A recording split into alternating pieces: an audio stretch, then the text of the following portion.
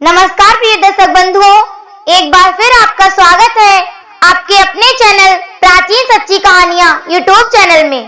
प्रिय दर्शक बंधुओं, आज फिर हम आपके लिए एक नया वीडियो, नई जानकारी लेकर उपस्थित हुए हैं। दर्शक बंधुओं, आज की जो हमारी जानकारी है ये बहुत ही मोटिवेशनल है और बहुत ही ज्ञानवर्धक है। प्रिय दर्शक बंधुओं, आज की कहानी में आप जानेंगे गाय ने बताई यमराज को मनुष्य की 3 खूबियां। दर्शक बंधुओं, गौ माता ने मनुष्य के बारे में यमराज को ऐसी 3 खूबियां बताई हैं जिनको जानकर आप हैरान रह जाएंगे।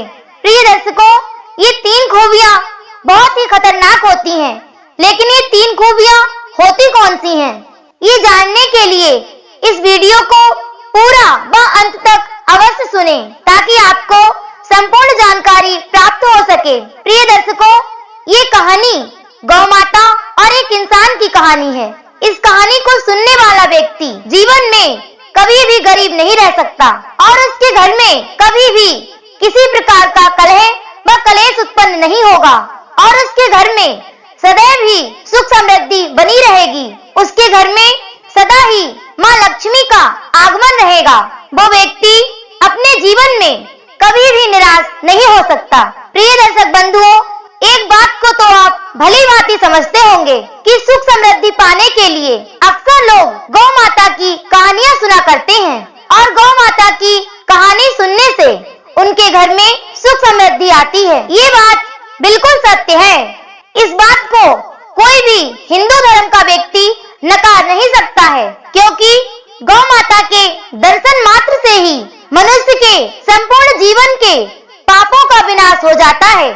तो प्रिय दर्शकों, यदि आप गौ माता की कहानियां अपने घर में आप रोज सुनते हैं और अपने घर वाले व बच्चों को सुनाते हैं, तो प्रिय दर्शकों, आपके घर में निश्चित ही सुख समृद्धि आती है, क्योंकि गौ माता के शरीर में 33 कोटि देवी देवताओं का निवास होता है।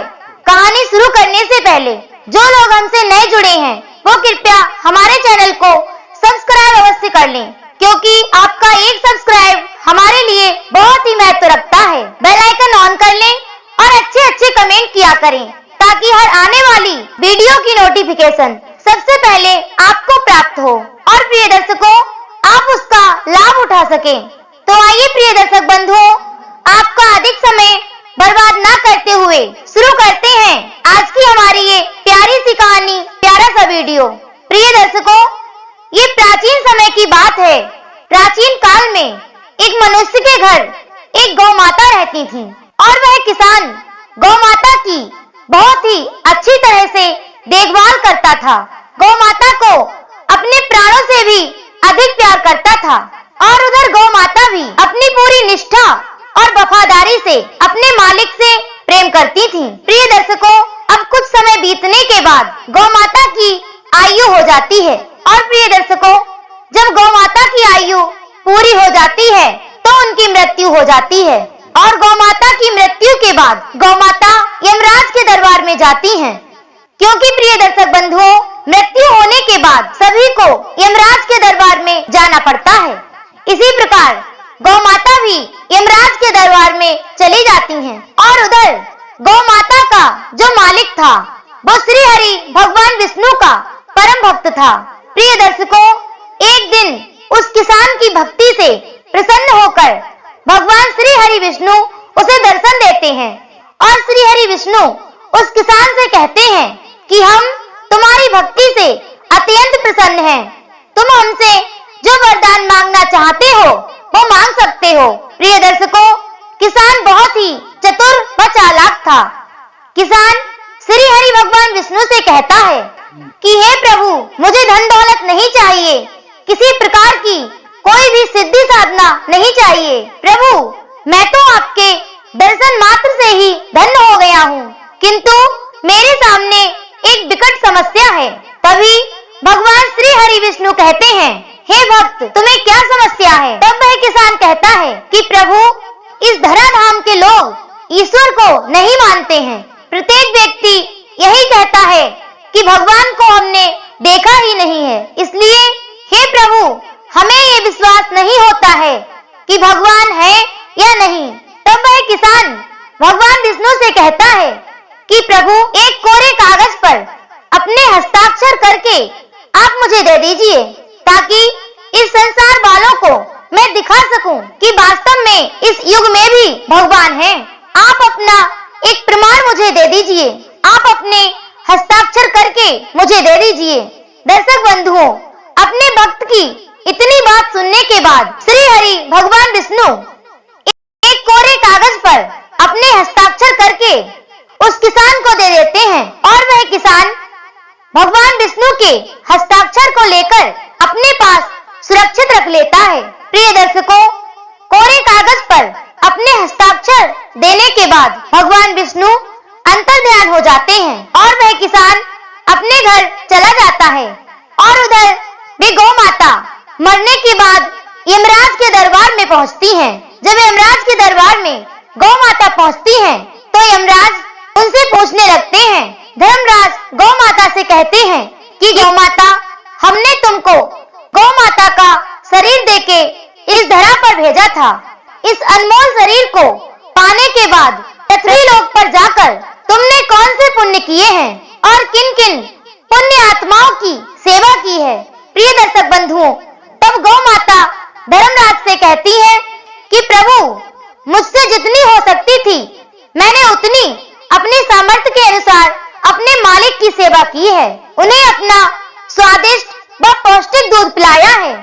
मेरे मालिक के घर में मेरे रहने से सदैव सुख समृद्धि बनी रही। लेकिन प्रभु, मैंने गौ माता का शरीर पाने के बाद भी पृथ्वी लोक पर बहुत दुख पाया है। गौ माता की बात सुनने के बाद धर्मराज गौ माता से पूछते हैं कि हे गौ माता, तुमने पृथ्वी लोक पर ऐसा कौन सा दुख पाया है? तुम्हारी तो लोग सेवा करते हैं, पृथ्वी लोक पर तुम्हें लोग माँ कहकर पूछते हैं।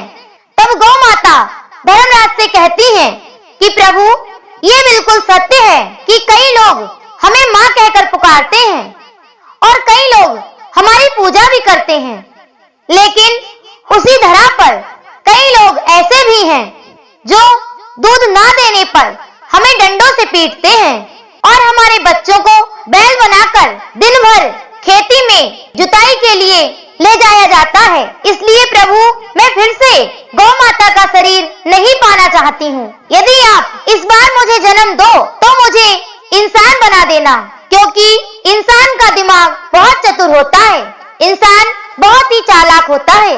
इंसान हर वो कार्य कर सकता है जो बड़े बड़े देवी देवता भी नहीं कर सकते। गौ माता की इतनी बात सुनने के बाद धर्मराज गौ माता से कहते हैं कि गौ माता, ऐसी क्या बात है इंसान में जो वह भगवान को भी पीछे छोड़ सकता है? क्योंकि भगवान तो भगवान है और भगवान के आगे किसी की नहीं चल सकती। इस पूरे ब्रह्मांड में वही होता है जो भगवान चाहते हैं और तुम इंसान की प्रशंसा कर रही हो। तुम कह रही हो कि इंसान का दिमाग बहुत चतुर होता है। तब गौ माता धर्मराज से कहती हैं कि प्रभु, यदि आपको मेरी बातों पर यकीन ना हो तो आप किसी मनुष्य को आजमा कर देख सकते हो। मेरा मालिक भी बहुत चतुर व समझदार है। तब धर्मराज अपने यमदूतों को आदेश देते हैं और कहते हैं कि इस गौ माता के मालिक को शरीर सहित उठाकर यमलोक में ले आओ। तब यमदूत जाते हैं और गौ माता के मालिक को शरीर सहित उठाकर यमलोक में ले आते हैं। प्रिय दर्शकों, जब गौ माता के मालिक को यमदूत उठाने जाते हैं तो वह किसान कहता है कि मुझे कहां ले जा रहे हो? तब यमदूत उस किसान से कहते हैं कि तुम्हें यमलोक में ले जाया जा रहा है। तुम्हारी एक गाय थी और उस गाय ने तुम्हारे बारे में बहुत कुछ कहा है।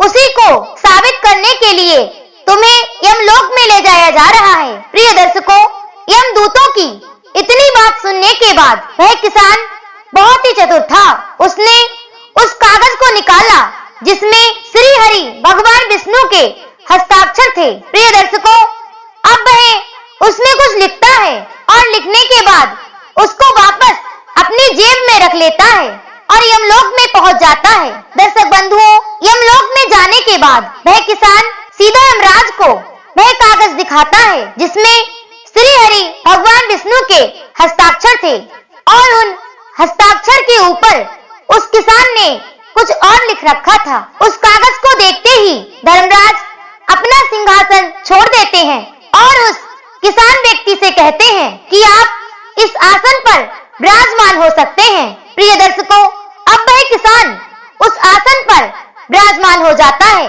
और धर्मराज को पहरेदार बना देता है। और दर्शक बंधुओं, जितने भी लोग नरक लोक में पड़े हुए थे उन सभी को नरक लोक से आजाद कर देता है। जितने भी लोग स्वर्ग लोक में थे उन सभी लोगों को अच्छी सुख सुविधाएं लगा देता है। प्रिय दर्शकों, वह किसान यमलोक का नक्शा ही बदल देता है। प्रिय दर्शकों, जब धीरे धीरे ये खबर ब्रह्मलोक तथा विष्णु भगवान तक पहुंचती है, प्रिय दर्शकों, तब भगवान विष्णु सीधे यमलोक में आते हैं और देखते हैं कि धर्मराज पहरेदार बने हुए हैं और उनके सिंहासन पर एक व्यक्ति बैठा हुआ है। प्रिय दर्शकों, अब भगवान श्री हरि विष्णु सिंहासन की ओर बढ़ते हैं तो देखते हैं कि वही किसान उस सिंहासन पर बैठा हुआ था जिसे उन्होंने एक कागज पर अपने हस्ताक्षर दिए थे। किसान भगवान विष्णु को आता हुआ देखकर खड़ा हो जाता है और सिंहासन से उठकर भगवान विष्णु से कहता है कि प्रभु, मुझे क्षमा करना, मैंने तो एक इंसान की बुद्धि का परिचय देने के लिए ये सब कुछ किया है। तब श्री हरि भगवान विष्णु उस किसान से कहते हैं कि जो कुछ हुआ वह अच्छा नहीं हुआ, तुमने अच्छा नहीं किया है। प्रिय दर्शकों, लेकिन भगवान श्री हरि विष्णु उस किसान को क्षमा कर देते हैं। तब गौ माता धर्मराज से कहती हैं कि धर्मराज, मैंने कहा था ना आपसे कि इंसान की बुद्धि बहुत तीव्र होती है, वो चाहे तो आपका सिंहासन भी छीन सकता है। दर्शक बंधुओं, ऐसी होती है इंसान की बुद्धि जो सब कुछ करने में सक्षम होती है, क्योंकि ईश्वर ने इंसान के दिमाग को इतना शक्तिशाली बनाया है कि वह सब कुछ बदल सकता है। पलक झपकते ही इंसान बहुत कुछ कर सकता है यदि इंसान अपनी बुद्धि का सही से सदुपयोग करे। प्रिय दर्शकों, ये कहानी यहाँ समाप्त होती है।